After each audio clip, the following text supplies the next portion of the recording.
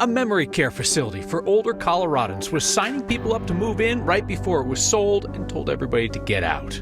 Stop me if you've heard this one before, but Congresswoman Lauren Boebert is again taking credit for a project in Colorado she voted against.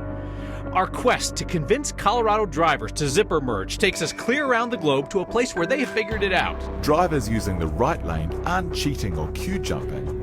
They're actually helping everyone. And the first bloom of a rose that grew out of one of the darkest chapters in our history. Tonight on Next. All of us will get old if we're lucky, and some of us, or our relatives, will need the kind of memory care provided by places like the one that is suddenly closing in Broomfield, giving vulnerable people just 30 days to get out. Our consumer investigator Steve Steger looks at just what the law allows. She developed dementia in 2018, and it's progressed over the years, and now she has Alzheimer's. As difficult a diagnosis as that was for Kate Sig's mother, Carol, Kate says she's found some peace. Certain days my mom knows who I am, and other days she doesn't. And as sad as that sounds to say, I know she's happy. That happiness was fueled here at Villaggio Broomfield. Kate and her family spent months searching for the perfect place for Mom.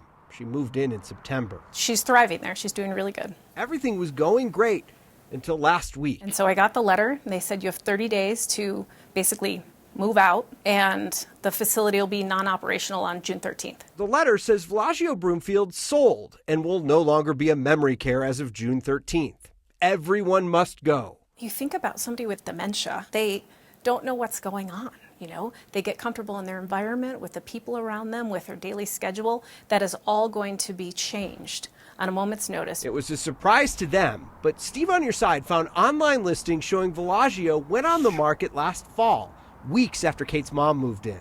Do you feel like that's something you should have known? I do. But it appears even after the building went up for sale, people were moving in, not knowing the fate was uncertain. One of our team members had a tour April 15th. Marnie Bild says one of her senior advisor clients almost moved in at the end of April. That was just a few weeks ago. Exactly. There was an interaction with one of the residents' families. They said, that's just not right. Why wouldn't you tell us? And they said, well, it was public knowledge. It was for sale. And the reaction was, why would anyone know to search for that? I wanted to know why. So I called the woman who wrote the letter. Hi, is this Carla? In our brief conversation on the phone, she told me Villaggio followed the law and gave 30 days notice. When I asked if they should have told people the building was for sale, You didn't give folks any notice that the call was disconnected. She was right about the law. It does only require 30 days notice if a change like this is happening. A law these families say needs a second look. I think we need to look at how we can do it better. I just can't imagine that would go through someone's head and they would look at the residents living in their facility and think 30 days seems fine. So thankfully, Kate was able to scramble and find a new place for her mom that will accept the financial terms that she was under at Villaggio. That is tough to do.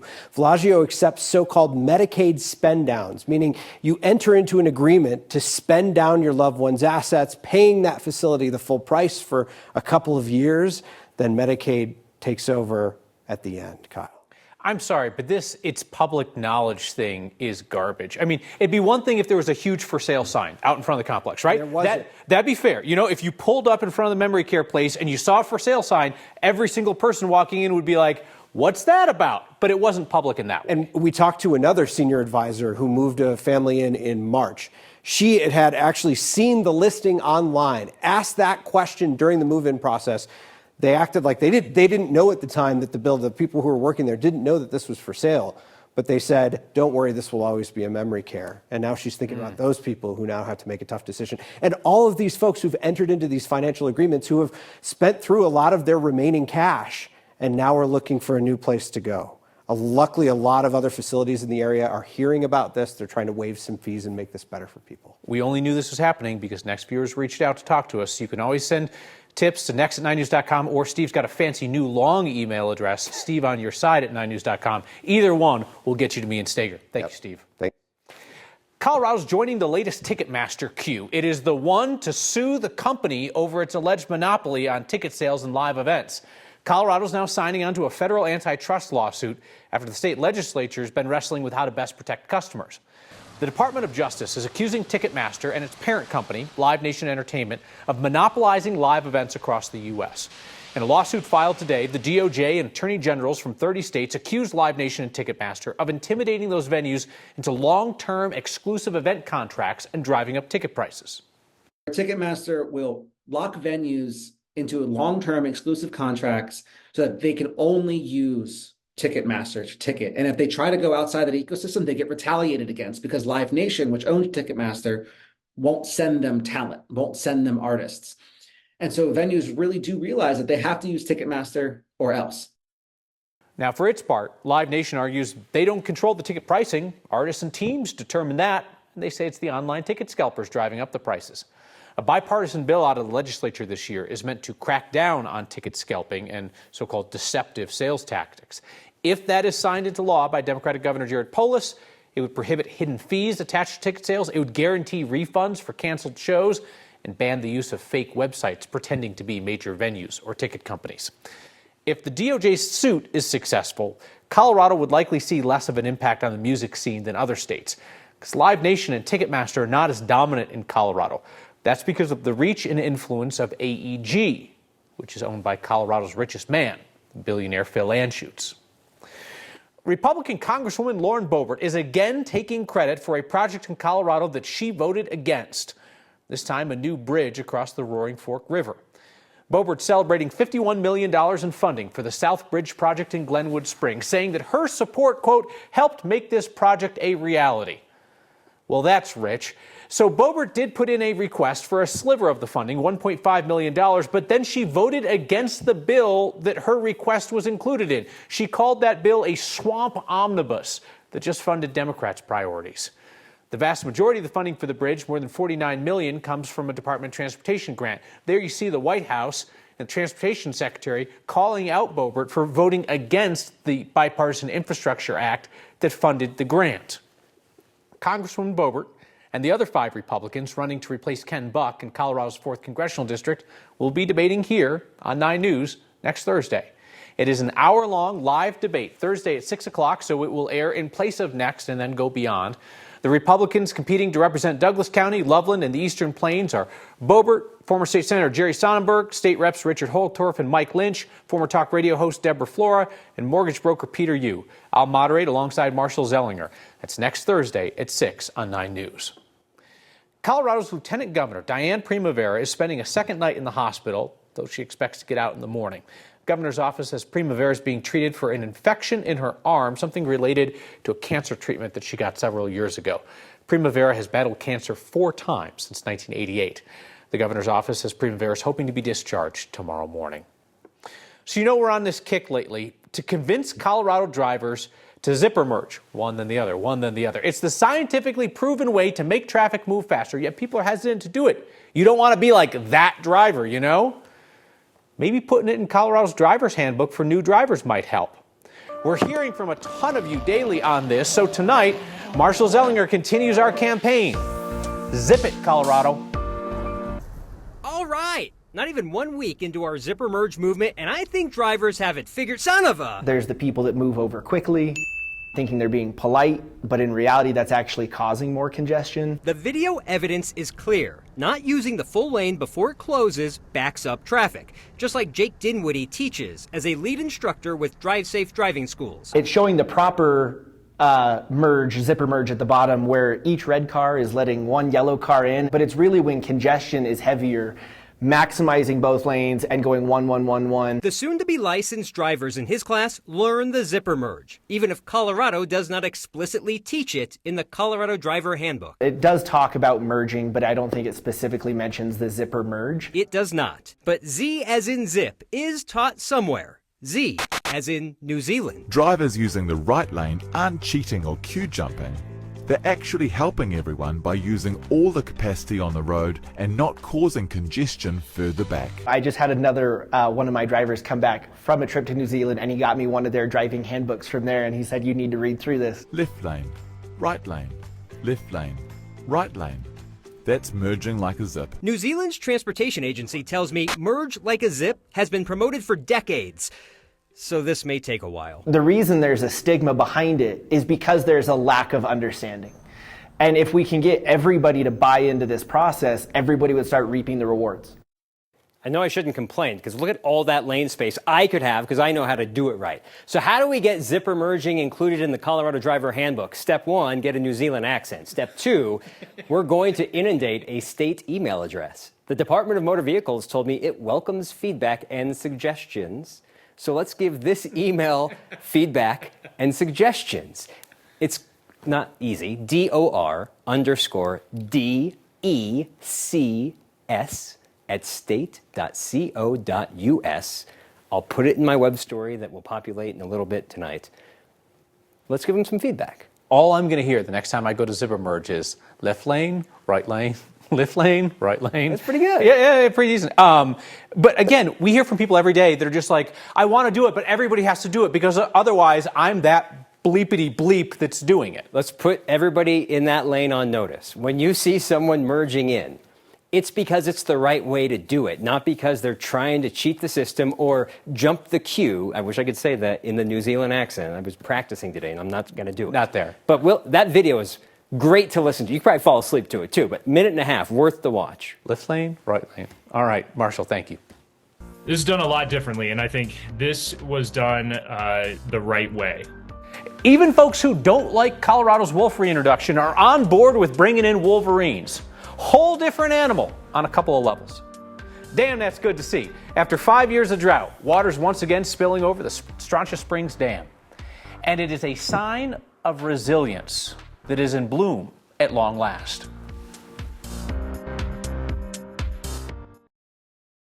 So Colorado's now officially in the semi-exotic animal import business. Year after the rocky reintroduction of wolves to the western slope, wildlife workers now have to come up with a plan to bring in dozens of Wolverines, decades after they disappeared from their habitat here. Wolverines have been on Colorado's wish list for years. The state's been talking about their reintroduction since 2010. Parks and wildlife leaders say Colorado's high country has better habitat for Wolverines than any other state in the lower 48. Now, unlike the voter-approved reintroduction of gray wolves, which critics have called rushed, state lawmakers are planning a slow rollout of the Wolverines. The bipartisan bill that just passed this year directs CPW to come up with a detailed plan as well to compensate any ranchers for livestock lost to Wolverines. But you got to remember, Wolverines are mostly scavengers, and they live way up high, so they're rarely attacking livestock. We shouldn't do ballot box biology. We need to trust the scientists, trust the experts, and put in all the proper safeguards before we do anything like this. Doing this through a legislative route allows us to put in all of the protections that are needed, get all the tough questions answered, and make sure it's not rushed like the wolves were. So remember when we had to go around to other states and beg them to give us wolves, and preferably ones that didn't have a taste for cows? CPW is hoping to get these Wolverines out of Canada and Alaska, and then release at least 45 of them here over a 3-year period. With all the melting going on in the mountains, we got a whole damn situation on our hands. It is spilling over at Strontia Springs. Reservoirs across the state are starting to fill up thanks to our snowy winter in the mountains. I told you just yesterday Denver flushed Cherry Creek's dam to make room for incoming snowmelt. And now the Strontia Springs Reservoir in Jeffco is full, and the water is coming over the top of the spillway. It's creating a waterfall about the size of a 25-story skyscraper in downtown Denver. The reservoir had lots of water left from the great snowfalls in years prior, and Denver Water says it could be coming over the spillway into mid-June. Got to go back 5 years, 5 dry years, Kathy, for the last time that the spillway was activated there at Strontia Springs. You'd love to see it.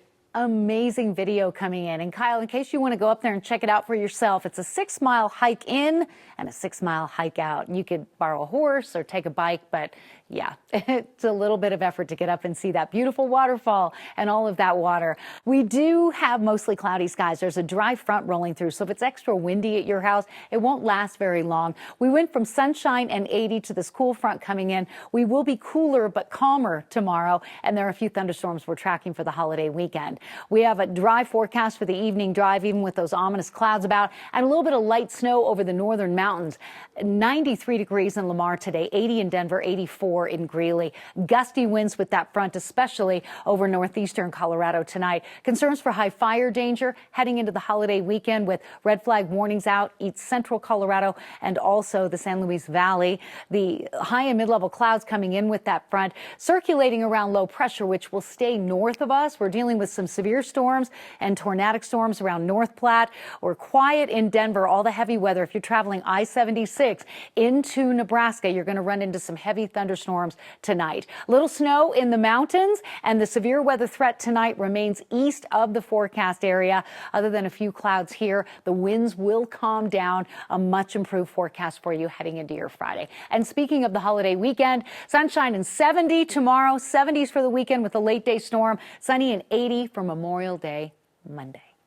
But it survived on its own, unkempt and uncared for, to still be able to create a sense of beauty. It is a bloom 80 years in the making. A rose from Amache comes to life decades later, long way from the World War II internment facility where it was grown. There are stories to explore around every corner of the Denver Botanic Gardens. A new bloom there tells an old story, one of the worst chapters of American history, the internment of Japanese Americans at places like Amache in Colorado.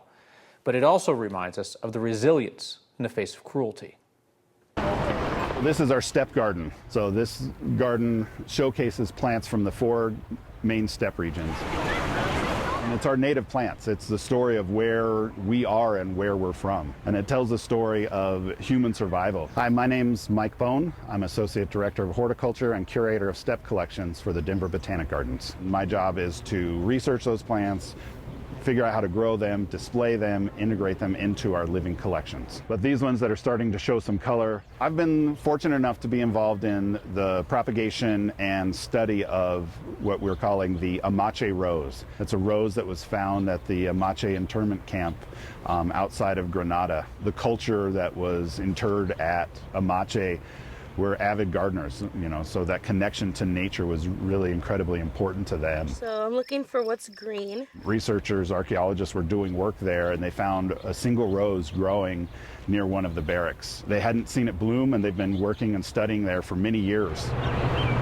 We planted the rose in the ground in 2022. This is a bloom that's been open for a little more than a day, and this is the first year we've had it actually bloom for us. We've noticed a lot of bees coming around, getting in here and pollinating these, so we're hoping that we'll have a good set of rose hips. It bloomed in Amache the year that they designated Amache as a National Historic Site. You can also see new buds getting ready to come in and getting ready to bloom, and it's finally matured enough that it's blooming, and we can continue the work and the research into trying to understand a little bit more about the mystery of the Amache rose. It stirs up a lot of different emotions knowing that this is a representation of something that humans did to other humans that really was unkind and untrue, and you see humans continuing to do that to other people and not learning our lessons from the past. Nature kind of finds a way that plants tell a story. Seeing a plant bloom after several years, just gives us that sense of hope that something will survive and that we have a chance at being okay. We're back with your feedback about zipper merging next. Rhonda says, thank you for making Colorado a happier place by taking on the Zipper Merge campaign. Sunny says, thank you for solving a years-long debate between me and my husband. I am a last-minute merger, and I am vindicated. Sunny, just remember to zipper merge in your marriage. Let him be right next time.